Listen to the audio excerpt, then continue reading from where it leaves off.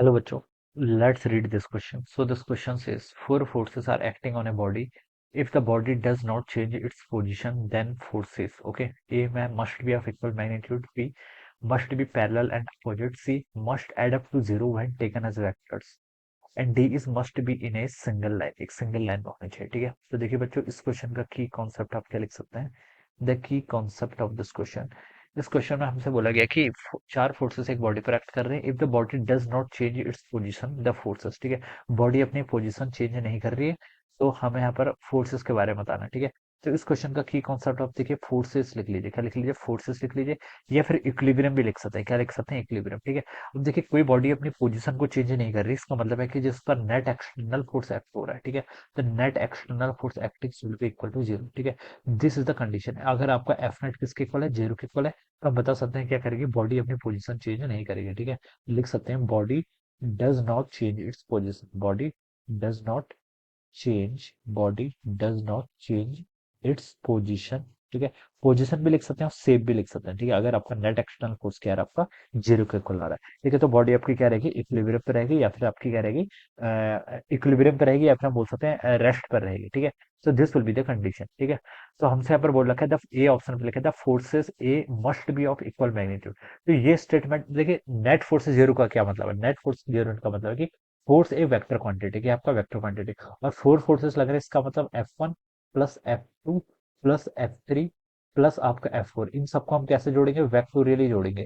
इन सबका एडिशन क्या होना चाहिए? आपका जीरो के इक्वल होना चाहिए। और इन सबको देखें हम बच्चों, अगर हम क्या करते हैं, ऐड करते हैं, तो इन सबका एडिशन किसके इक्वल होना चाहिए? जीरो के इक्वल होना चाहिए। तो हम लिख सकते हैं कि दे ऑल द फोर्सेस, जितने भी इसमें चार फोर्सेस लग रहे हैं, it must add up to zero. जब हम क्या करते हैं, इनको वेक्टोरियली क्या करते हैं, ऐड करते हैं, तो ये कंडीशन होनी चाहिए। This should be the condition. F net आपका टोटल जीरो होना चाहिए, उसके करस्पॉन्डिंग ये कंडीशन आनी चाहिए, तभी हम बता सकते हैं बॉडी डज नॉट चेंज इस पोजीशन, या फिर बॉडी क्या रहेगी आपकी?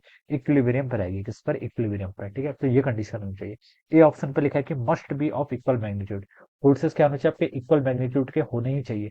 तो ये आपकी राइट कंडीशन नहीं है। ठीक है, मस्ट भी बोल रखा है ना, तो ये आपकी मस्ट मतलब जरूरी है, तो ये कंडीशन आपकी क्या हो जाएगी? ट्रू नहीं है, this is not true. Okay, B पर देखिए बच्चों, क्या लिखा है आपका? Must be parallel and opposite. Parallel होने चाहिए, अपोजिट होने चाहिए। ठीक है, तो दिस इज ऑल्सो इनकरेक्ट। देखिए कंप्लीट स्टेटमेंट हमें बताना है। यहाँ पर मस्ट वाली कंडीशन है कि ये कंडीशन की आपकी जरूरी है। ठीक है, मस्ट बोला गया है।